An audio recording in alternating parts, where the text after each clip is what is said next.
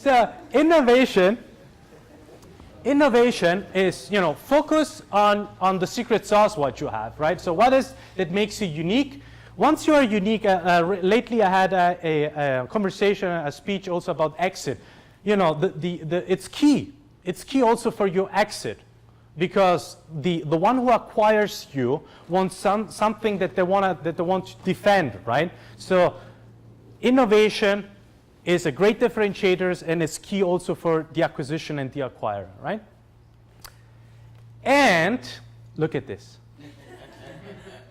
This is what we are waiting. We are waiting that our product fits everybody's feet, right? This is the so-called product market fit, right? So you build a product, you are innovative, you bring something on the market, you build a team, you have the right mindset, and then you keep on hustling and rehearsing and pivoting and adjusting and bringing it always back to the market. And this is like the most important moment. That is not just one moment, but at least it's a moment where you see it, in your KPIs, in your numbers, that the product is being accepted on the market. You know what I mean?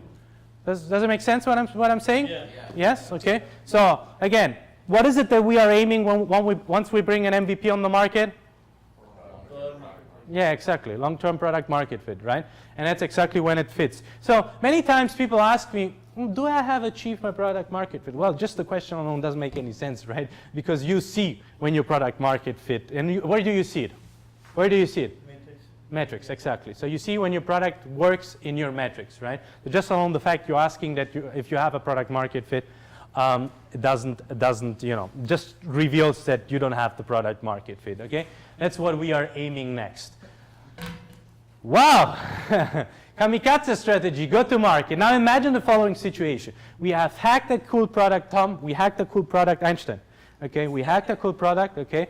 We put this thing together, and we are excited, we define the value proposition. We start now, coming to the release date. Okay, who's going to the customer now? How to go to the customer? So challenge number one is go-to-market strategy, or being bold enough in facing customers, or being strong enough, being pushy enough in bringing your product to the market, right? So main reason why products fail is not because of bringing a team together or hacking an MVP. It's because of go-to-market strategy. And I want to tell you a story of my first company, because I figured that you are in a first company, right? So that you have a connection to what I was doing. Who is an enterprise business? Who is an enterprise business? Enterprise. Rest is consumer? Yeah. Awesome. Yeah, I switched to the consumer side after a couple of years, but let me tell you, my first company was an enterprise business. The beginning of 2011, we had hacked for 3-4 months an MVP, email and web security MVP in the cloud. Back then it was not even cloud, it was called application service providing. And the virus, you remember those times, right? The wave of viruses and spam was huge. So I came up with a very simple thought and say, hey, what if I take these existing softwares and I bring them in a data center, and I today would say SaaSify or Cloudify, right? And I basically make them available in the cloud. So and this is what we did. It was very simple MVP. And then on February 2011. The engineers called me and say, hey, Tommaso, we are live. And I was in a room, in front of the phone looking at me. The guy just hung up and said, we are live. And I said, shit, where do you start out, right? Think of that. It was, in 2002, 2001, right?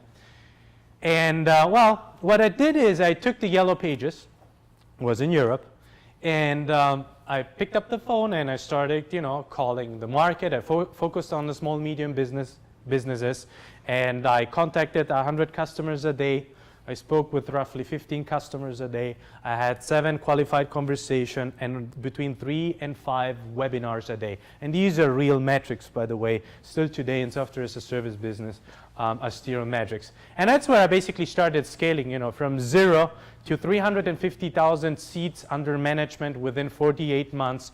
We had 31 months average contract length terms, and no funding, no investment, completely, you know, grown out of, out of revenues, right, and profits, right? And that's when we started really hitting the market. So key advice here again, and key takeaway, you know, you cannot start early enough, and a vision without execution is an illusion. Now let's repeat it all together and read it all together, okay? Vision without execution is an illusion. Okay, with motivation. Exactly. A vision without execution is an illusion, okay? So this is really key for you to execute on. The second last step is the topic of fundraising. Fundraising, here, the market in Silicon Valley, I mean, you're here at Draper University with Tim Draper, you have huge insights in terms of fundraising. Let me give you my insight and my experiences, what I did at SWAC. Because what I want to share with you in fundraising is not the fact you have to fundraise. Even though when I pitch to some, you know, non-Silicon Valley companies, there comes the question always, yeah, what if I don't want to raise funds? Well, if you don't want to raise funds, my question is always, what do you do here in Silicon Valley, right? Why don't you grow an organic business somewhere else, right? So it's part of the ecosystem fundraising. You remember the slide that I had with the ecosystem, right? So if you are here, you have to leverage and use the ecosystem. Fundraising is one part of it. But what I want to encourage you is you have to be creative also the way you fundraise, okay? And I wrote a blog post on my blog that I will share later on with you guys that is saying how do you raise money before even having a product, okay?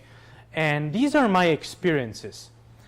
Again, the same scenario, you know, we build a product and then we go with an MVP on the market, right? An MVP is a version number 1 of a product. Now, the probability of a version number 1 being a great product is very low. It actually sucks, a first product, right? Now, if you go with a first product, now if you go, before you raise the funds and you go to investor, the investor say to you, hey, great idea, come back when you have, you know, your first number. Does it sound familiar to you? Mm-hmm. Who has already first investor meetings and conversations? Raise your hands. Here. So what is it that they say? They have to show traction, at the very least. Yeah. Traction of some sort. Yeah, traction of some. You have to show some sort of revenue that's generated. Exactly. So you have to show some sort of traction. Now we are, you know, we go there with a product and say, you know, we released the product, and for us we are totally happy, and it's a form of traction because, you know, we have hustled and hacked away and we have crunched away. But then what they say is, you know, come back when you have real traction, right? So there is always a challenge on when you actually, what's the right time to raise funds.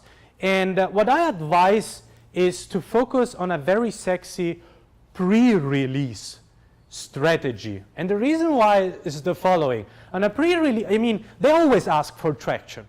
But once you have the first product, then they say, come when you have the second version. Because they're not going to give you money for you to do the second version. Because this is what an entrepreneur thinks. Oh, I have the first product, so I can show I did my technology, so they mitigate the risk about, you know, the technology risk and the team risk, right? And then they give me money. But that's not the case, right? That's not the case. They expect you actually to have traction, and they don't care if it's the first version, the second version. As long as it's not working on the market, they don't jump in. Does it make sense what I'm saying? Yes. Okay. So what you do is you you prepare before you release, and you build a hype around the release.